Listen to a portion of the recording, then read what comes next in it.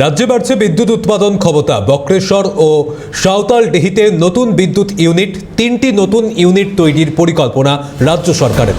বক্রেশ্বরে 2টি ও সাঁওতালডিহিতে ইউনিট হবে। প্রতিটি ইউনিট হবে 800 মেগাওয়াট ক্ষমতা সম্পন্ন। 3টি ইউনিট 2400 মেগাওয়াট বিদ্যুৎ উৎপাদন করবে। শিল্পের চাহিদাকে মাথায় রেখে সিদ্ধান্ত রাজ্য সরকারের। প্রতিটি ইউনিট হবে 800 মেগাওয়াট ক্ষমতা সম্পন্ন। রাজ্যে বাড়ছে বিদ্যুৎ উৎপাদন ক্ষমতা। বক্রেশ্বর ও সাঁওতালডিহিতে নতুন বিদ্যুৎ ইউনিট তৈরি। বাড়ছে বিদ্যুৎ উৎপাদন ক্ষমতা। বক্রেশ্বর ও সাঁওতালডিহিতে নতুন বিদ্যুৎ ইউনিট, 3টি নতুন ইউনিট তৈরির পরিকল্পনা রাজ্য সরকারের। বক্রেশ্বরে 2টি ও সাঁওতালডিহিতে 1টি ইউনিট হবে বলে জানা যাচ্ছে। প্রতিটি ইউনিট হবে 800 মেগাওয়াট ক্ষমতা সম্পন্ন। প্রতিনিধি সায়ন্তন ভট্টাচার্য রয়েছেন আমাদের সঙ্গে। সায়ন্তন, কি জানা যাচ্ছে?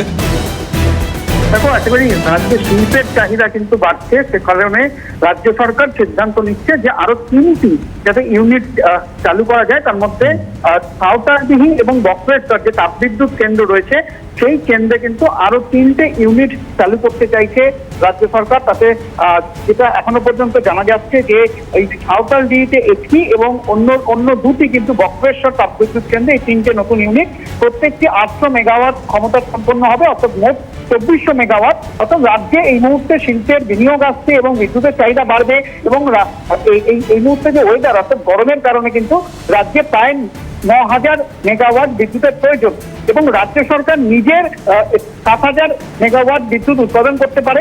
বাকিটা কিন্তু বাইরে থেকে কিনতে হয়। অর্থাৎ যাতে রাজ্য সরকার স্বাবলম্বী হতে পারে অর্থাৎ এই বিদ্যুৎ উৎপাদনে, অর্থাৎ এই 3টে ইউনিট চালু হয়ে গেলে কিন্তু আর বাইরে থেকে কোনো ইউনিট বা কোনো বিদ্যুৎ কিনতে হবে না রাজ্য সরকারকে। এই 3টে ইউনিট চালুর পরিকল্পনা রাজ্যের একেবারে শীর্ষ নেতৃত্ব তারা কিন্তু আলোচনা করে নিয়েছে। আগামী দিনে শিল্পের বিনিয়োগ এলে কিন্তু আর বিদ্যুতের কোনো অভাব হবে না, এমনটাই মনে করা হচ্ছে। ধন্যবাদ সায়ন্তন।